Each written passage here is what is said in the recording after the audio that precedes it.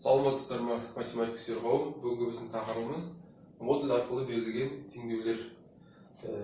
Бұл тақырып көп балдарға қиындық туғызады екен. Осы жөнінде шамалы кішкене ақпарат бере өтейік. Мысалға, бұл тақырыпқа кірместен бұрын бірінші модуль деген не, содан бастайық. Балдарға осындай сұрақ қойсам, көбісі айтады, мынандай тік жақша дейді. Одан тік жақшадан әр уақытта 10 сан шығады дейді. Одан басқа артық ешқандай информация айта алмайды. Бірақ ол неге 10 сан шығады мысалға деген сияқты артық сұрақтар қойып жатсаң, уже ойлап қалып жатты. Енді мысалға соның жалпы модуль деген қазақша аударған кезде ол арақашықтық дегенді білдіреді. Мысалға 5-тің модулі 5-ке тең. Минус 5-тің модулі 5-ке тең. Көбісі балдар білетін осы міне модуль туралы. Енді неге 5-ке тең екенін айтып түсіндіруге, модуль жаңа айтқандай ол арақашықтық дегенді білдіреді. Арақашықтық дегенсің, енді қандай да бір нәрсемен арақашық болу керек, бір нәрседен бір нәрсеге дейін арақашықтық. Сол, мысалы, модуль 5 деп тұрмын ба, яғни координаталы түзуде. Мысалы, 0 мен, мысалы, 5-тің арақашықтығын сұрап тұр ғой. 0 мен 5-тің арақашықтығы қанша? Арақашықтығы 5 бірлік кесінде. Бұна минус 5-тің модулі деген сөз, минус 5-тен 0-ге дейінгі арақашықтық қанша деген сұрақ қой, былай айтқанда. Минус 5-тің модулі нешеге тең дегенде, сіздер былай түсінулеріңіз керек. Минус 5 пен 0-дің арасы қанша екенін. Яғни 5 бірлік кесінде мына жерде. Минус 1, минус 2, минус 3, минус 4, минус 5. 5 клетка бар немесе. Түсінікті ғой, сонда мен егер минус 7-ның модулі қанша десем, оны сіздер қалай түсінулеріңіз керек. Мына жерде координаталы түзуде минус 7 деген санынан бастап, 0-ге шейінгі арақашықтық қанша деген түсіну керек қой. Яғни ол арақашықтық 7 бірлік кесіндеге тең. 7-ге тең деп жауап береміз. Яғни модульден әр уақытта 10 сан шығады неге? Өйткені арақашықтықты біз теріс санмен айтпаймыз ғой. Арақашықтық әр уақытта 10 санмен айтылады. Яғни мен минус 10 километр жерге баратым деп ешкім айтпайды ғой. 10 километр жерге баратым, 7 километр жерге баратым деген сияқты. Сол себепті модульден әр уақытта 10 сан шығатын себепті сол. Яғни бұл арақашықтықты айтып тұр. Мысалы, 10-ның модулі қанша десем, сіздер не түсінесіздер? Мына 10 деген координаталы түзуден 10 деген санды тауып аламыз. Сол 10 мен 0-дің арасы қанша бірлік кесінде бар екенін сұрап тұр ғой. Бұл жерде 10 бірлік кесінде бар, значит 10-ның модулі 10-ға тең деп жауап береді екенбіз. Бұл модуль деген осы сол себепті ғана әр уақытта 10 сан шығатын себепті осы арақашықтық болғасын. Енді осылай модуль туралы 6-шы жаста осылай мағлұмат берді, сәл кішкене мынандай теңдеулер берді. Мысалға, модуль x тең 10 дейді. Қарап көрің ғой, мысалы, x-тің орнына қандай сан қойсақ 10-ға тең болады сонда? Біз жаңа айттық қой міне. 5-тің модулі 5-ке тең, минус 5-тің модулі 5-ке тең. Яғни x-тің орнына 10-ды қойсам, 10-ның модулі 10-ға тең. Және екінші мән минус 10-ды да қоя болады ғой. Мына жерге минус 10-ның модулі 10-ға тең. Түсінікті ғой? 6 жасының теңдегі осындай типтен басталады. Жайлап күрделендіре береді. Одан әрі қарай x қосу 1 дейді мысалға.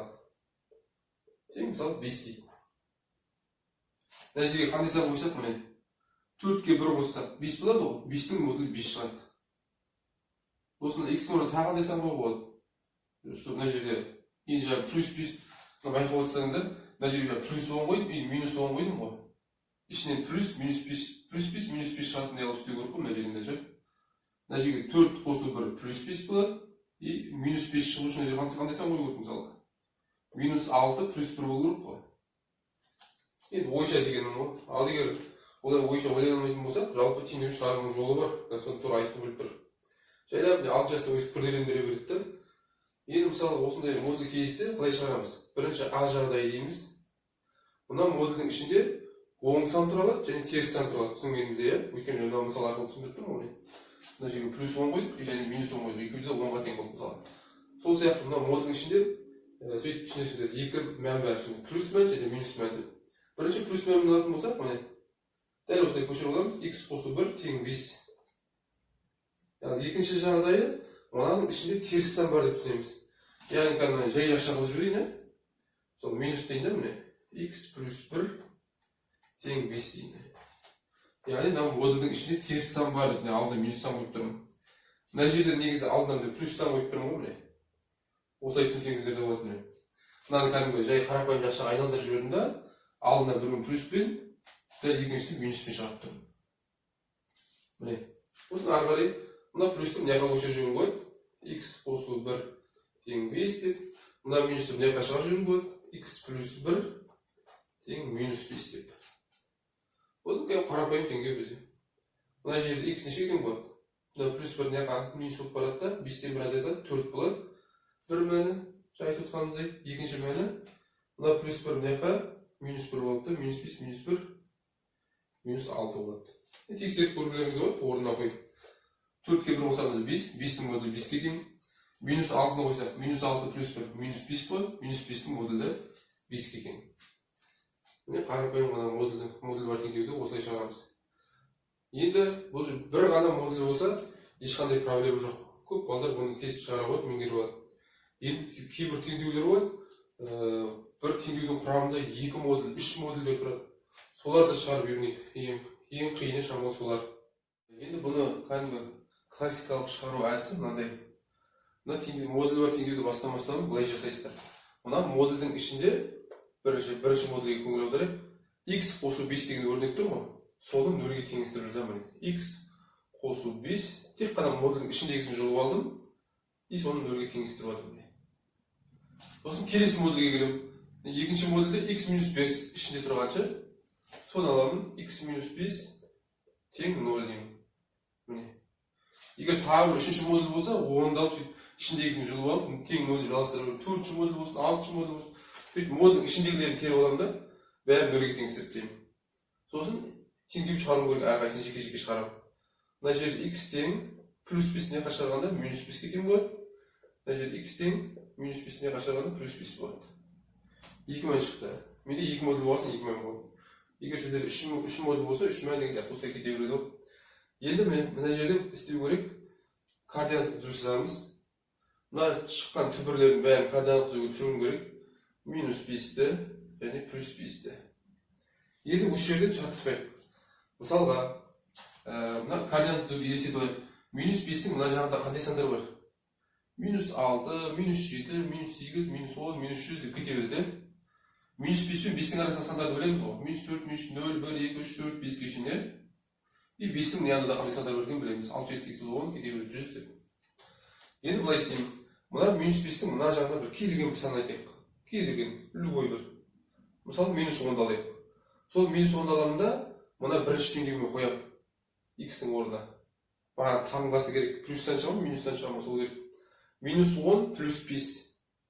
Минустан шығады ғой. Минус деп қоям.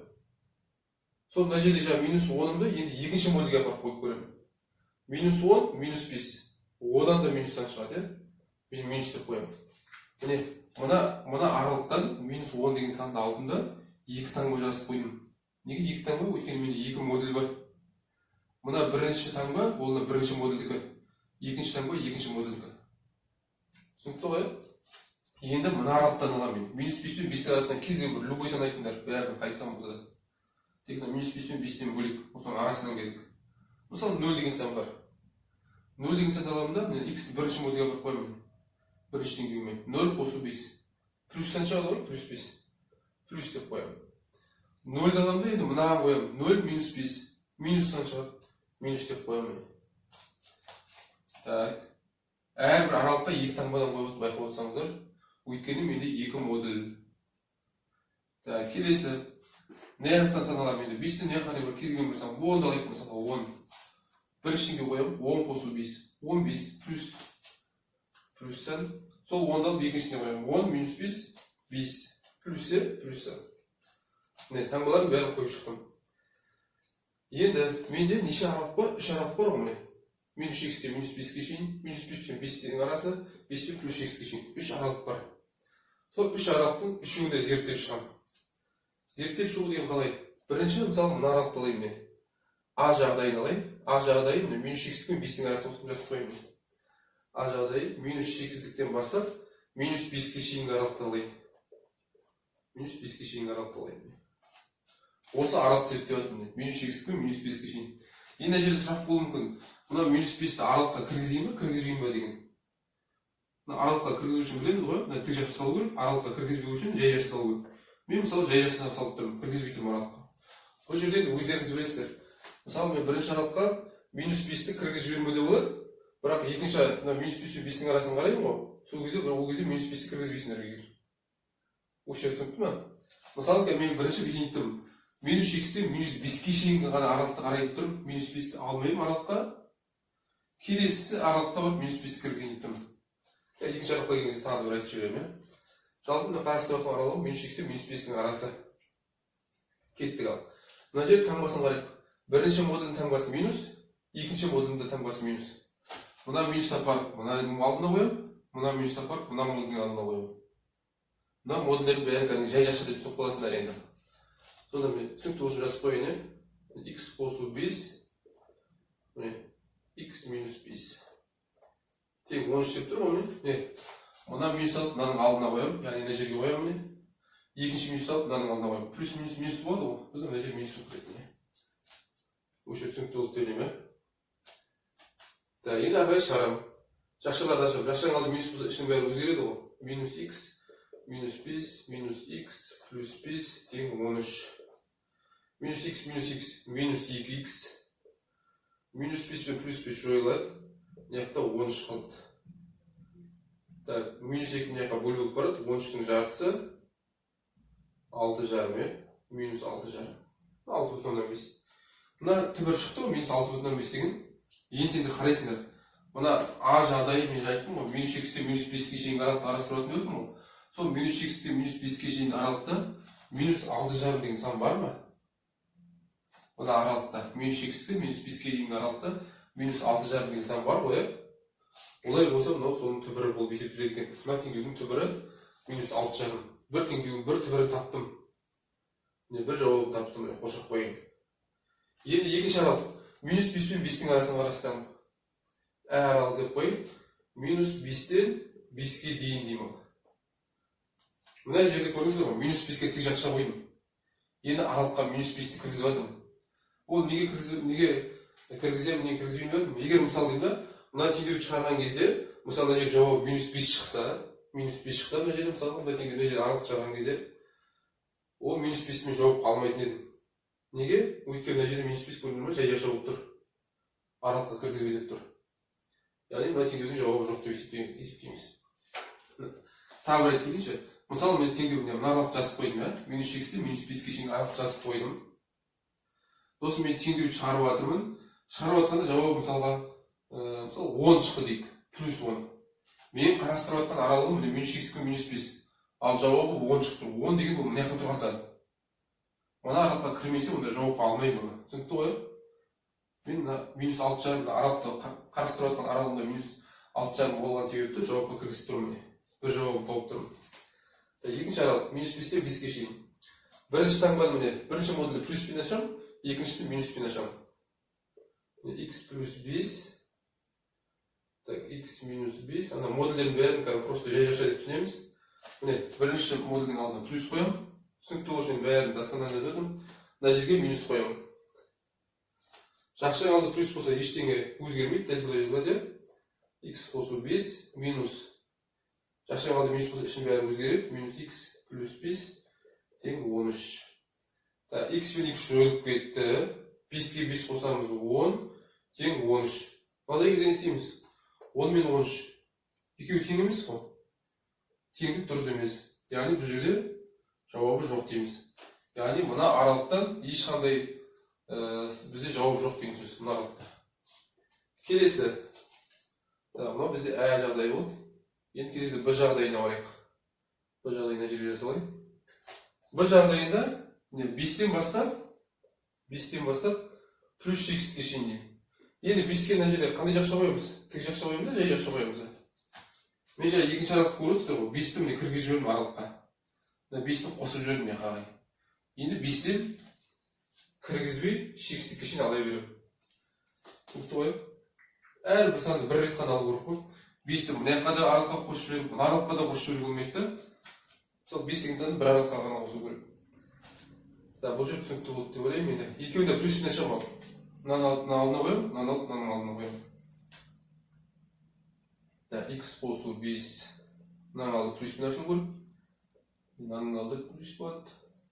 Тең 13. Жақшының алды плюс болса, ештеңе өзгермейді, дәл солай ашылады. X қосу 5 плюс X минус 5 тең 13. X-ке X қосылады, 2X болады. 5 пен 5 жойылады, тең 13. 13-тің жартысы 6,5. 6,5. Енді сұрақ. Біздің қарастырып жатқан аралығымыз 5-тен бастап плюс X-ке шейін. 5-тен бастап плюс X-ке шейін. Шығып тұрған жауап 6,5. 5-тен бастап плюс X-ке шейін арасында 6,5 деген сан кездеседі ғой. Бар ғой. Мына жерлерде 6,5 деген сан бар. Яғни бұны жауапқа алады екенбіз. Түсінікті ғой, мен айтып жатқан нәрсе. Яғни мен қарастырып жатқан аралығы мынау, шығарып жатқан теңдеуім басқа жерден жауап шығып тұрса, мысалы 0 шығып тұр, мына жақтан бір сан шығып тұр. Басқа аралықтың жауабы шығып тұрса, ол жауапты алмаймыз жауап ретінде.